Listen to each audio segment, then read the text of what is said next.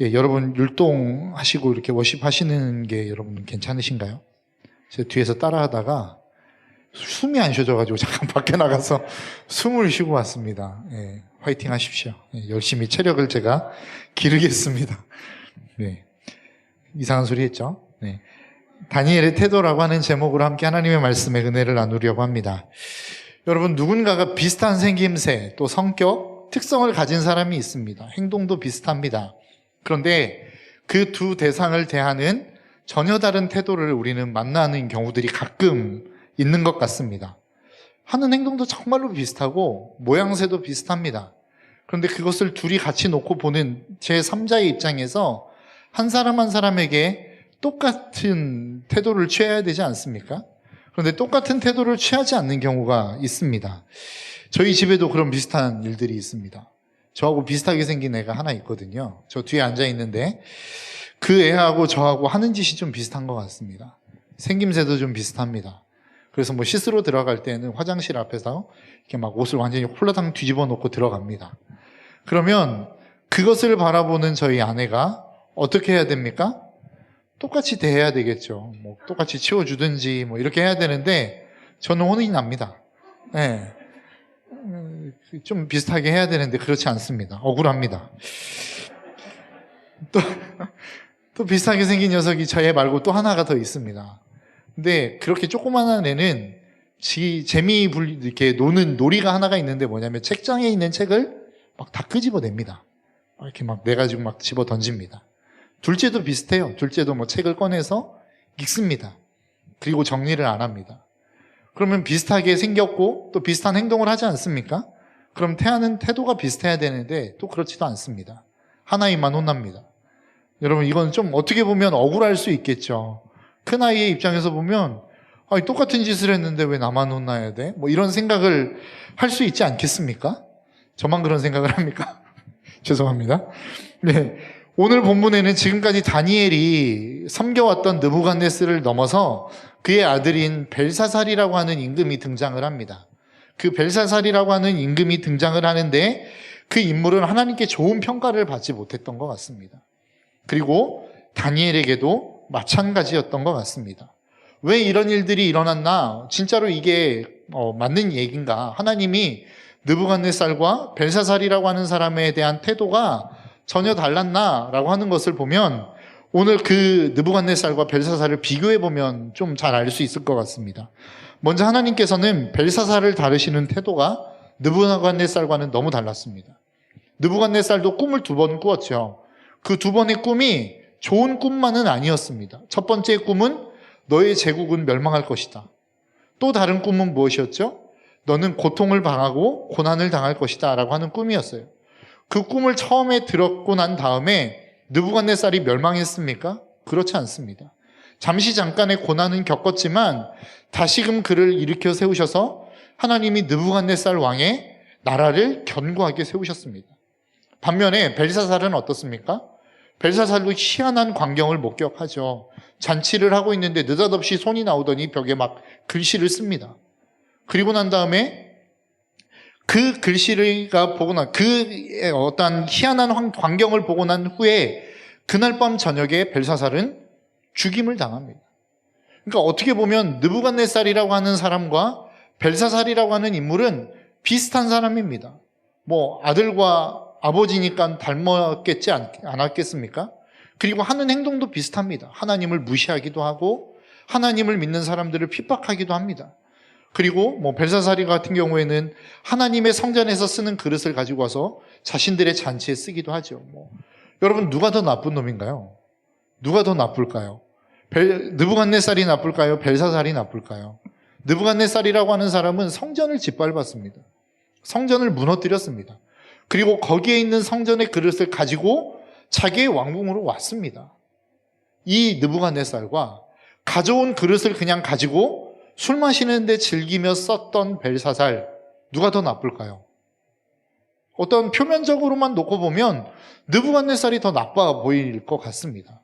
그런데 느부갓네살에게는 하나님이 기회를 주셨고 벨사살에게는 기회가 없었어요. 다니엘도 이와 대하는 태도가 비슷합니다. 다니엘이 어떻게 이야기합니까? 느부갓네살이 꿈을 이야기할 때 이 꿈은 제발 왕에게 이루어지지 않았으면 좋겠습니다. 막 이야기하고 안타까워하고, 그리고 결국에는 그가 어떻게 해야 여기에서 벗어날 수 있는지에 대한 노하우도 이야기해 주죠. 그런데 벨사살에게는 그렇지 않습니다. 뭐 AI가 이야기하는 것처럼 아무런 감정을 실지 않고 그냥 해석만 해주고 말아버립니다. 왜 이런 태도가 나오게 되었을까? 하나님도 그렇고 다니엘도 그렇고 왜 이런 차이를 가져왔는지 저는 오늘 본문을 통해서 좀 한번 생각해보고 살펴보고자 합니다. 먼저 벨사살에게 하나님은 자비를 베푸시지 않았습니다. 왜 그랬을까요? 느부갓네살에게는 자비를 베푸시고 그에게는 기회를 주셨지만 벨사살이라고 하는 사람에게는 그렇게 하지 않았던 것이었습니다. 여기서 우리가 생각해 볼 수 있는 그것은 벨사살이 도대체 뭘 그렇게 잘못했나라고 하는 겁니다. 그것에 대해서 다니엘은 오늘 본문에서 22절에서 뭐라고 이야기하냐면 느부갓네살의 아드님이신 벨사살 임금님은 이 모든 일을 아시면서도 마음을 겸손하게 낮추지 않으시고 라고 이야기합니다. 그러니까 무슨 이야기예요? 느부갓네살에게 하나님이 자비를 베푸셨던 이유는 뭐라는 거예요? 그는 몰랐기 때문이라는 겁니다. 그런데 당신은 그 모든 과정을 겪어오면서 하나님이 어떤 분이신지를 알게 되지 않았습니까? 라고 하는 반문이었다라는 것이죠. 여러분, 우리가 옛말에 그런 말이 있죠. 아는 게 힘이다. 그래서 우리는 하나님을 아는 게 우리의 힘이라고 생각합니다. 그래서 하나님을 알아야 된다라고 이야기를 합니다. 그런데 그 반대의 말이 있죠. 모르는 게 약이다. 사실 벨사살이라고 하는 인물에게는 후자가 더 맞는 것 같습니다. 그는 하나님을 알았고 하나님이 어떤 분이신지를 알았음에도 불구하고 그는 하나님의 뜻을 따라 살아가지 않았어요.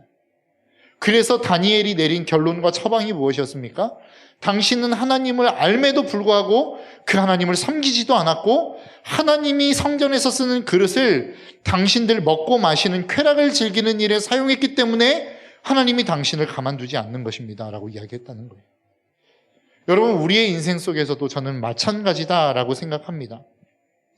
어떻게 보면 벨사살이라고 하는 사람은 하나님을 모독하는 행동을 한 겁니다. 하나님을 알았죠. 그 하나님이 어떤 분이신 줄 알았어요. 그리고 그 하나님이 어떠한 권세와 권위로 이 땅을 다스리는지를 알았어요. 그것을 오늘 본문 18절에서 21절은 다니엘을 이렇게 이야기합니다. 임금님, 가장 높으신 하나님이 임금님의 아버지 느부갓네살 왕께 나라와 큰 권세와 영광과 위엄을 주셨습니다. 하나님이 그에게 큰 권세를 주셨으므로 민족과 언어가 다른 백성들이 그 앞에서 떨면서 무서워하였으며 부친께서는 마음대로 사람을 죽이기도 하고 마음대로 사람을 살리기도 하고 마음대로 사람을 높이기도 하고 마음대로 사람을 낮추기도 하셨습니다. 그러나 부친께서 마음이 높아지고 생각이 거만해지셔서 교만하게 행동하시다가 왕 위에서 쫓겨나셔서 명예를 잃으신 일이 있었습니다. 사람 사는 세상에서 쫓겨나시더니 그의 마음은 들 짐승처럼 되셨고 들나귀와 함께 사셨으며 소처럼 풀을 뜯으셨고 몸은 하늘에서 내리는 이슬로 젖으셨습니다. 그때야 비로소 부친께서는 가장 높으신 하나님이 인간의 나라를 다스리시고 하나님의 뜻에 맞는 사람을 그 자리에 세우시는 줄을 깨닫게 되었습니다. 그러니까 느부갓네살이 하나님이 어떤 분이신지를 알았다는 거예요. 그런데 다니엘이 이야기하는 게 무엇입니까? 그렇게 느부갓네살 당신의 아버지가 하나님이 어떤 분이신지를 알아갈 때에 당신도 그 자리에 있었기 때문에 당신도 분명히 알았다라는 것입니다. 그럼에도 불구하고 당신은 그 하나님을 영화롭게도 하지 않고 그 하나님이 성전에서 쓰는 그릇인 것을 분명히 알매도 불구하고 그것을 가지고 술을 마시고 잔치를 즐기며 알지도 못하는 신들을 찬양하는 그 일에 그 도구를 동원했다라는 겁니다. 그렇기 때문에 당신은 지금 하나님을 모독하고 있는 일을 하고 있는 겁니다 라고 이야기하고 있는 거예요. 여러분, 우리의 인생도 그렇지 않은지 한번 생각해 봤으면 좋겠습니다. 여러분, 우리가 하나님을 아는 건 너무나도 중요합니다. 그런데 그것이 우리의 인생에 독이 될 수 있다는 사실을 여러분 아십니까? 느부갓네살처럼 아예 모르고 백지인 상황에서는 하나님이 그러려니 하실 수 있어요. 왜요? 모르니까. 들어본 적이 없으니까. 그 하나님을 경험해 본 적이 없으니까. 그런데 벨사살은 다른 이야기입니다. 하나님이 어떤 분이신지를 들었고 알았어요. 그럼에도 불구하고 그 하나님을 섬기지 않는 벨사살을 어떻게 합니까? 하나님은 징계하시더라라고 하는 겁니다. 역대하 7장 14절의 말씀해 보니까 이렇게 말씀해요. 내 이름으로 일컫는 내 백성이 스스로 겸손해져서 기도하며 나를 찾고 악한 길에서 떠나면 내가 하늘에서 듣고 그 죄를 용서하여 주며 그 땅을 다시 한번 번영시켜 주겠다. 여러분, 하나님의 관심이 누구에게 있을까요? 하나님의 사람들에게 있습니다. 하나님을 믿는 하나님의 백성들에게 있어요. 왜요? 하나님을 모르는 백성들, 하나님을 섬기지 않는 백성들은 어차피 하나님을 몰라요. 아무리 하나님을 이야기해도 그들은 이해할 수 없다고요. 그 하나님이 어떤 분이신지를 모르기 때문에 이야기해도 그들의 머릿속에, 그리고 그들의 삶 속에 그것을 지켜낼 수 있는 힘과 능력이 없어요. 그러나 그리스도인은 다른 문제입니다. 그리스도인들은 하나님이 어떤 분이신 줄 알죠. 그분이 이 땅을 통치하고 있다는 사실을 우리는 알고 있어요. 그분이 이 땅의 온 주권자요 만물의 통치자이심을 우리는 알고 있다고요. 그런데 그 알고 있는 우리가, 그 하나님이 어떤 분이신 줄 알고 있는 우리가 하나님의 말씀을 거역하며 살아갈 때 하나님은 진노하신다는 거예요. 아는 게 중요한 게 아니라 그 말씀대로 살아가는 것이 훨씬 더 중요하다는 것입니다. 차라리 알면서 그 말씀을 지키지 않는 것은 모르는 것보다 못하다는 사실을 오늘 본문은 우리에게 말씀하고 있다는 것입니다. 여러분, 하나님을 알고 계시죠? 하나님이 어떤 분이신지를 다 들어 알고 있습니다. 그런데 내가 그 하나님의 말씀의 원리를 따라 살아가지 않는다고 한다면 하나님은 우리에게 진노하실 수 있다는 사실을 우리는 잊지 말아야 된다는 것이죠. 그럼 도대체 뭐가 우리가 하나님 앞에 범할 수 있는 신성모독인가? 라고 하는 겁니다. 지금 벨사살이 하는 게 무엇입니까? 하나님을 알았어요. 그리고 그 성전의 기구가 하나님 앞에서 쓰이는다라는 사실을 알매도 불구하고 그는 자신의 쾌락을 채우는 데에 하나님의 성전의 그릇들을 사용했습니다. 그 이야기는 무엇입니까? 하나님의 것의 영광을 위하여 하나님이 우리에게 주신 것들을 내 쾌락과 내 만족과 내가 섬기는 그 어떠한 우상, 하나님보다 더 우선시하는 무엇인가를 얻기 위하여 사용하는 그 행위는 신성모독이 될 수 있다는 겁니다. 하나님의 영광을 위해서 우리에게 하나님이 달란트를 주셨죠. 하나님이 영광을 위해서 우리에게 시간을 주셨고 건강을 주셨고 재능을 주셨고 물질을 주셨어요. 그런데 그것을 나의 만족을 위해서만 쓰고 있다고 한다면, 그것을 내가 원하는 무엇인가를 설정해 놓고 그것을 얻기 위해서만 쓰고 있다면 사실 그것을 주신 하나님에 대한 모독일 수 있다는 거예요. 더 깊이 나아가 어떠한 물건과 재능과 달란트가 아닌 우리 주변에 주신 하나님의 사람들이 있습니다. 더 쉽게 얘기하면 우리 공동체가 있어요. 하나님이 우리 공동체를 주셨어요. 이 이야기는 뭐예요? 하나님이 각자 한 사람 한 사람들을 만나게 하셨고 붙여주셨다라는 이야기예요. 그것은 뭐예요? 이 한 사람 한 사람이 하나님의 은혜 가운데 세워지기를 소원하며 함께 세워가야 되는 아름다운 공동체라고 하는 것을 의미하는 것입니다. 이 한 사람 한 사람이 하나님의 영광을 위하여 세워져야 되는 사람들이라는 것을 의미하는 거라고요. 그런데 내가 이 사람들을 향하여 미워하고 시기하고 질투하고 서로에 대한 분쟁을 내고 있다고 한다면 사실 하나님이 우리에게 주신 그 한 사람 한 사람에 대한 그 모든 가치들을 내 만족을 위해서 우리는 쓰고 있는 거예요. 내 속의 후련함을 위해서 그 사람에 대한 비판과 비난의 말들을 하고 있다면 우리는 그 사람에 대해 세우신, 그 사람을 이 땅 가운데 보내신, 그 사람을 부르신 그 하나님의 부르심의 목적에 맞게 그 사람을 대우하지 않는 거라고요. 그것을 우리 스스로에게 가져와 볼까요? 다른 사람에게 적용하지 말고 우리 스스로 한 사람 한 사람들에게 가져와 봅시다. 하나님이 여러분들을 부르셨어요. 그리고 하나님이 여러분들을 존귀하게 여기신대요. 하나님이 여러분들을 사랑하신대요.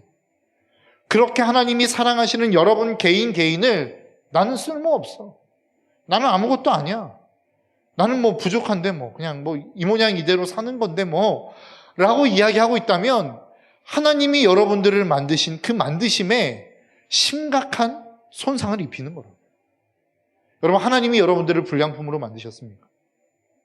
하나님이 여러분들을 쓸모없는 존재로 만드셨습니까? 하나님이 여러분들을 아무런 의미 없는 존재로 만드셨느냐라고 하는 거예요. 아니죠. 하나님은 여러분들을 존귀하고 보배롭게 만드셨대요. 하나님, 여러분들을 만드신 그 전능자가 그렇게 만들었대는데, 아니야, 나는 아무런 쓸모없어. 나는 소용없는 사람이야. 나는 아무데도 쓸모없어. 라고 이야기하고 있다면, 여러분들을 만드신 그 하나님의 능력에 여러분들이 지금 도전하고 있는 거예요.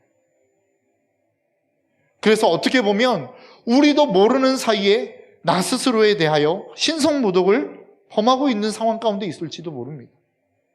아니면 나에게 주신 달란트와 나에게 주신 재능과 나에게 주신 어떠한 영역 속에서 나는 신성모독의 삶을 살아가고 있을지도 몰라요.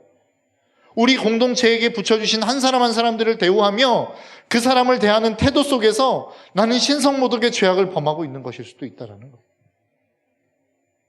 몰랐을 때는 괜찮아요.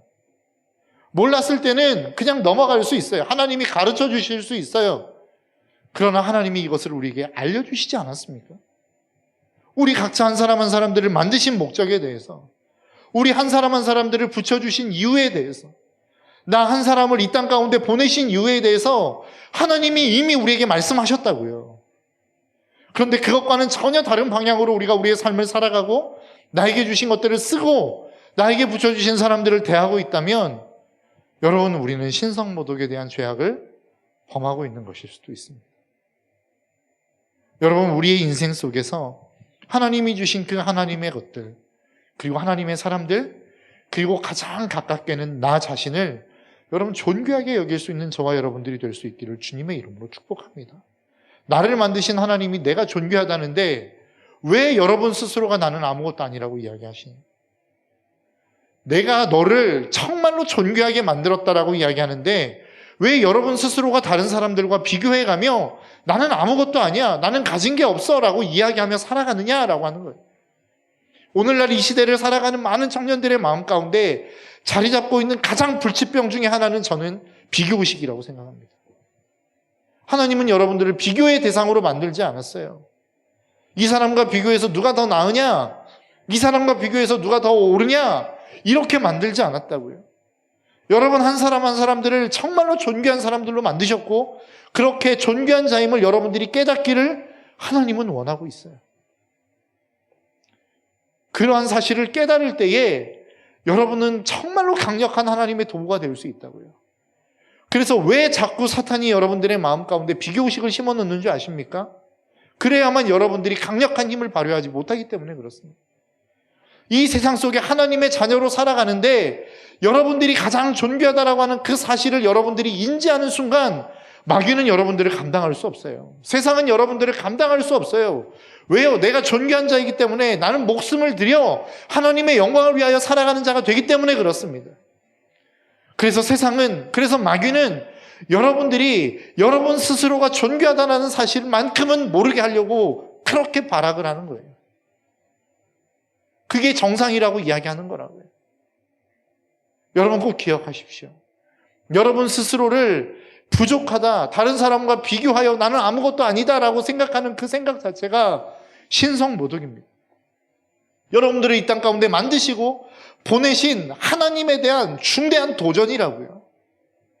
여러분 이 사실을 잊지 않았으면 좋겠어요. 하나님은 여러분들을 쓸모없는 존재로 만드시지 않았습니다. 하나님은 전능하시기 때문에 그 하나님은 이 땅 가운데 만드신 모든 피조물 하나하나를 존귀하게 만드셨다고요. 그 존귀한 존재 가운데 가장 존귀한 존재를 인간으로 만드셨다는 사실을 여러분 잊지 않으셨으면 좋겠어요. 인간 안에는 하나님의 형상이 있습니다.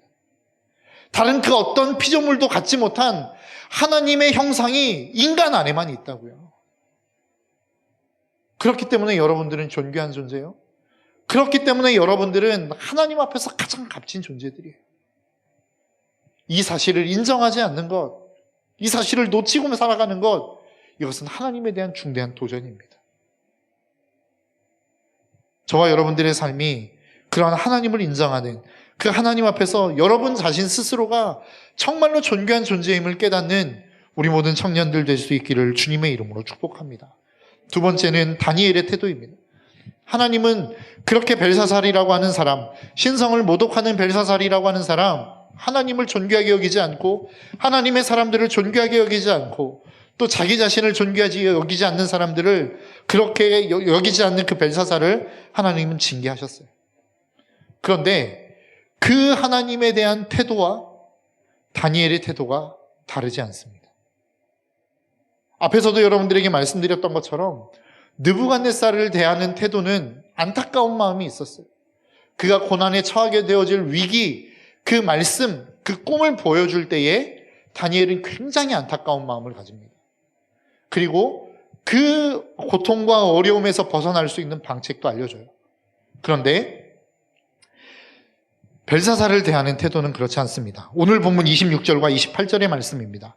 그 글자를 해석하면 이러합니다. 메네는 하나님이 이미 임금의 나라의 시대를 계산하셔서 그것이 끝나게 하셨다는 것이고, 데겔은 임금이 저울을 달리셨는데 무게가 부족함이 드러났다는 것이고, 바르시는 임금이 왕국의 둘로 나뉘어서 메대와 페르시아 사람에게 넘어갔다는 뜻입니다. 이걸로 끝이에요. 더 이상 해석이 없어요. 어떻게 하면 당신이 하나님 앞에 자비를 얻을 수 있는지에 대한 방책도 없어요. 왜 이런 일들이 일어났을까요? 어떻게 보면 다니엘은 그 아버지 느부갓네살에 있을 때는 최고의 자리에 있었습니다. 그게 다니엘 5장 11절의 말씀이거든요. 임금의 나라에 거룩한 신들의 영을 받은 한 사람이 있습니다. 그는 임금의 아버지 때의 명철과 총명과 신들의 지혜와 같은 지혜를 가진 사람으로 알려진 인물입니다. 임금님의 아버지 느부갓네살 왕께서는 그 사람을 마술사들과 점술가들과 점성술가들과 점성가들의 우두머리로 세우셨습니다. 이게 누구죠? 다니엘입니다. 그러니까 다니엘을 최고의 위치에 올려놨다는 거예요. 그런데 지금 벨사살은 어떻습니까? 다니엘이 누군지도 몰라요. 그가 가지고 있는 그 안에 내주하고 계시는 하나님이 어떤 분이신지도 몰라요. 그러니까 하나님에 대한 관심이 전혀 없었던 인물, 그게 벨사살이었다라는 겁니다. 그토록 유명했었을 거 아니겠습니까? 이 엄청난 우두머리로 세워졌던 다니엘, 한 시대를 풍미했던 2인자였다면 여러분 엄청 유명했을 거 아니에요. 그리고 하나님에 대한 소문도 익히 들어 알고 있었을 거 아니겠습니까? 그런데 이를 철저히 무시했다는 겁니다. 그러니까 사실 이 무시라고 하는 사실은 어떻게 보면 다니엘을 무시한 것일 수도 있겠지만 그것은 더 나아가 하나님에 대한 무시였을 가능성이 높습니다. 그런데 여러분, 이 마음이 어떤 마음이었을까? 사실 제가 좀 묵상하면서 어떻게 보면 좀 체념 가까운 마음이기도 하지만 그 체념으로 가기까지는 여러분 사실 분노라는 마음이 있다는 것 아십니까? 내가 누군가에 대해서 정말로 좋아하는 마음이 있어요. 애정이 있어요. 사실 다니엘이라고 하는 사람이 바벨론이라고 하는 나라, 그리고 느부갓네살이라고 하는 왕에게는 엄청난 애정을 가지고 있었어요. 그런데 그 애정이 무관심으로 바뀌기까지 그 과정 속에 있는 감정이 무엇인지 아십니까? 바로 분노라고 하는 감정입니다. 분노의 분노를 거듭하다 보면 이제는 체념이 되고 무관심해져 버려요. 그런데 이 다니엘이 가졌을 분노라고 하는 게 사실 여러분 나쁜 것일까요? 여러분, 분노라고 하는 감정을 누가 만드셨나요? 하나님이 만드셨죠. 여러분, 하나님이 만드신 감정 가운데 나쁜 게 있을까요? 그렇지 않겠죠. 분노라고 하는 감정 역시도 하나님이 우리에게 주신 감정입니다. 그렇다고 한다면 그 감정 자체는 나쁜 게 아니에요. 왜 그렇습니까? 분노라고 하는 감정이 있기 때문에 우리가 거룩해질 수 있는 거예요. 죄를 미워하고 그 죄에 대하여 분노하는 마음이 있기 때문에 우리가 거룩해지고 하나님께 더 가까이 갈 수 있는 거라고요. 그런데 뭐가 문제입니까? 이 분노의 대상이 잘못되기 때문에 문제가 생기는 거예요. 다니엘은 긍휼히 여기는 사람이 있었습니다. 그 마음에 긍휼의 마음이 있었어요. 바벨론이라고 하는 나라에 대한 긍휼함이 있었고 느부갓네살이라고 하는 왕에 대한 긍휼함이 있었어요. 그런데 이 벨사살이라고 하는 왕에 대하여는 아마도 분노가 있었을 겁니다. 이 마음이 누구와 똑같아요? 하나님과 똑같았어요. 우리의 문제는 무엇입니까? 긍휼히 여길 자에 대하여 분노하고 분노를 느껴야 될 부분에 대하여 긍휼한 마음을 갖기 때문에 우리의 삶에는 문제가 생기는 거예요. 분노 자체가 문제가 아니라 그 분노를 표출해야 되는 대상이 잘못됐기 때문에 문제라고요. 그런데 다니엘은 그렇지 않았어요. 다니엘은 긍휼히 여겨야 될 자를 긍휼히 여겼고 분노를 표출해야 될 대상에게 분노를 표출했어요. 그렇기 때문에 다니엘은 위대한 인물인 것입니다. 우리의 인생도 마찬가지. 우리의 삶 속에 나타나는 분노가 우리의 삶 가운데는 있을 수밖에 없어요. 왜냐하면 이 땅이 선하지 않기 때문에 그렇습니다. 그렇기 때문에 그리스도인이라고 한다면 반드시 우리 안에 가져야 되는 의분이 있어야 돼요. 하나님을 무시하는 사람에 대한 분노, 하나님을 정말로 멸시하고 모독하는 자에 대한 분노, 그 하나님을 멸시하는 상황에 대한 분노들이 우리에게는 있어야 된다고요. 반면에 정말로 죽어가는 영혼들에 대한 긍휼한 마음, 하나님을 알고 싶어 하는데 하나님을 알 수 없어 마음 아파하는 사람들에 대한 이 긍휼한 마음, 정말로 죽어가는 영혼을 사랑하고 그 영혼을 구원해내고자 하는 이 긍휼의 마음은 우리에게 있어야 된다는 거예요. 그런데 우리의 마음은 어떻습니까? 정말로 죽어가는 영혼들, 그렇게 내가 죽어가서 힘들거려요, 살고 싶어요 라고 그렇게 메아리치며 몸부림치며 우리에게 호소하는 사람들은 우리가 그들에 대하여 분노하고 있지 않습니까? 반면에 세상의 어떠한 죄악, 타락, 그래서 나에게 주는 어떠한 쾌락, 그리고 나에게 주는 어떠한 달콤함, 여기에는 우리가 긍휼을 베풀고 있지 않더냐라고 하는 거예요. 이것이 뒤집어지는 순간 우리는 그리스도인다운 삶을 잃어버리는 거예요. 분노해야 될 것에 긍휼을 베풀고 긍휼을 베풀어야 될 자리에 분노하는 그 삶은 이미 그리스도인으로의 삶을 포기한 것인 삶이라는 것이죠. 여러분은 어떠한 삶을 살아가고 계십니까? 여러분들의 삶 속에 수많은 상황들을 만나고 수많은 사람들을 만나게 될 거예요. 그 상황들을 바라보면 벨사살과 같은 엄청난 권위자가 하나님에 대하여 정말로 조롱하고, 그리고 그 하나님을 믿는 사람들을 조롱하는 일들을 우리는 수도 없이 많이 만나게 될 거예요. 특히 코로나를 거치게 되면서 이런 상황들은 더 많이 마주하게 되어지는 것 같습니다. 이제 내가 그리스도인이라고 이야기하는 것 자체가 힘들어져 버린 세대가 되었어요. 그리고 하나님을 대놓고 조롱하는 사람들에게 아무 말 할 수 없는 시대가 되어버렸다고요. 그런 상황 속에서 내가 그리스도인이라고 한다면, 내가 하나님의 백성이라고 한다면 거기에 대한 분노를 우리는 가질 수 있어야 돼요. 네가 뭔데 하나님을 욕해? 네가 뭔데 하나님을 모독해? 대표적인 인물이 누구입니까? 다윗 아닙니까? 블레셋과의 전쟁을 향하여 형들을 격려하기 위해 갔어요. 그런데 어마어마한 장수인 골리앗이 나와서 하나님의 군대를 모욕하는 겁니다. 그 어느 누구 하나 아무 말 못했어요. 왜요? 두려웠으니까. 나가서 싸우고 전쟁할 자신이 없었으니까. 입 다물고 가만히 있었어요. 그런데 거기에 대하여 분노했던 단 한 사람, 다윗이 있었어요. 하나님은 그 다윗을 통해서 이스라엘을 구원하셨고 하나님의 영광을 나타내시더라는 거죠. 세상의 어떤 체제, 세상의 권위, 그리고 세상이 주는 달콤함에 쩌들어 있는 사람들은 결코 하나님의 영광을 맛볼 수 없어요. 세상이 주는 그 달콤한 유혹에 넘어가 버리는 사람들은 결코 하나님의 영광과 하나님의 승리를 맛볼 수 없어요. 우리가 무엇에 대하여 분노해야 됩니까? 하나님의 말씀, 하나님의 통치가 이루어지지 않는 이 세대에 대해서 우리는 분노할 수 있어야 돼요. 반면에 죽어가는 영혼들, 정말로 하나님 알지 못해서 지옥을 향하여 넘어가고 있는 그 사람들에 대해서는 우리가 긍휼의 마음을 품을 수 있어야 돼요. 여러분, 우리가 이 모든 마음들이 반대가 되어지지 않기를 주님의 이름으로 축복합니다. 정말로 긍휼히 여겨야 될 사람을 긍휼히 여기고 분노해야 될 상황 속에서 분노할 수 있는, 그래서 날마다 하나님과 동행하는 그 다니엘, 하나님의 마음을 가졌던 다니엘이었기에 하나님과 동일한 마음을 품을 수 있었어요. 느부갓네살에 대하여는 정말로 한없는 자비와 긍휼함, 아파하는 마음. 반면에 신성을 모독하고 있는 벨사살에 대해서는 단호한 마음. 이 마음이 저와 여러분들의 삶 가운데 있기를 주님의 이름으로 축복합니다. 우리의 태도는 무엇이 결정합니까? 마음이 결정하는 거예요.